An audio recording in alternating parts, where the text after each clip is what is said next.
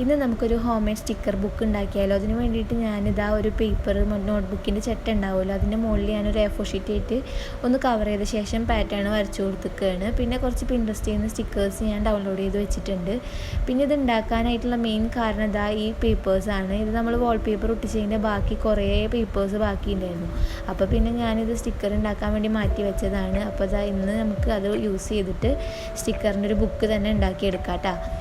അപ്പോൾ നേരത്തെ ഉണ്ടാക്കി വെച്ച ചെട്ടയുടെ മുകളിൽ ഇതാ നമ്മൾ ആ പേപ്പേഴ്സ് ഒരേ അളവിൽ വെച്ച ശേഷം ഒന്ന് കട്ട് ചെയ്തെടുത്തു. എന്നിട്ട് ഇതാ ഞാൻ ഒന്ന് സ്റ്റേപ്ലർ ചെയ്ത് കൊടുത്തിട്ടുണ്ട്. പിന്നെ അതിൻ്റെ ഒരു ഭംഗിക്ക് വേണ്ടിയിട്ട് ഞാനൊരു ഹാർട്ട് ഷേപ്പുള്ള ഒരു പേപ്പർ കൂടി അതിൻ്റെ മുകളിൽ സ്റ്റേപ്ലർ ചെയ്ത് കൊടുത്തിട്ടുണ്ട് കേട്ടോ.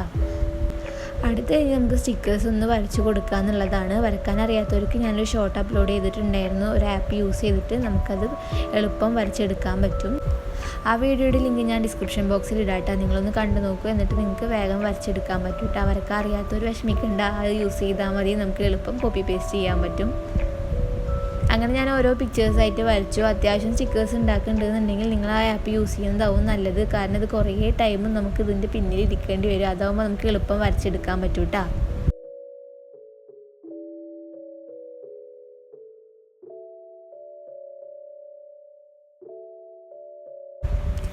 അങ്ങനെ നമ്മുടെ എല്ലാ പിക്ചേഴ്സും ഒന്ന് വരച്ച് കഴിഞ്ഞിട്ടുണ്ട്. ഇനി ഇത് നമുക്കൊന്ന് കളർ ചെയ്തെടുക്കണം കേട്ടോ. അങ്ങനെ കളർ ചെയ്യലൊക്കെ കഴിഞ്ഞ് കഴിഞ്ഞാൽ നമുക്കിത് ഓരോ സ്റ്റിക്കേഴ്സ് ആയിട്ട് എടുത്തിട്ട് കട്ട് ചെയ്തെടുക്കണം. അതിൻ്റെ ഓരോ വൈറ്റ് പാർട്ട് വിട്ടിട്ടാണ് കേട്ടോ കട്ട് ചെയ്തിട്ടുള്ളത്.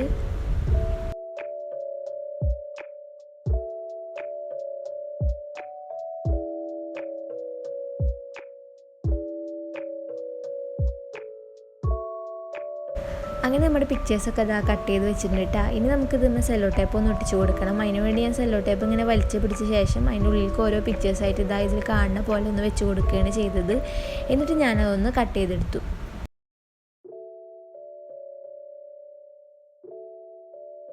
ഇതിൻ്റെ ചുറ്റും വെട്ടുമ്പോൾ ശ്രദ്ധിച്ച് വെട്ടണം. ഫുള്ളായി കട്ട് ചെയ്ത് കളയരുത്. നമുക്കിതാ കുറച്ച് ഭാഗം വിട്ടിട്ട് വേണം കട്ട് ചെയ്യാൻ, എങ്കിലേ നമുക്കതൊന്ന് ഒട്ടിക്കാൻ പറ്റുള്ളൂ.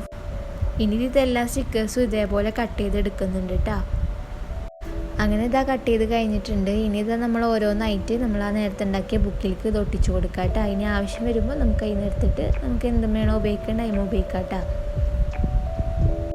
വീഡിയോ എല്ലാവർക്കും ഇഷ്ടമായി എന്ന് കരുതുന്നു. എല്ലാവരും ലൈക്ക് ചെയ്യാനും കമൻറ്റ് ചെയ്യാനും ഷെയർ ചെയ്യാനും മറക്കരുത്. Thank you for watching.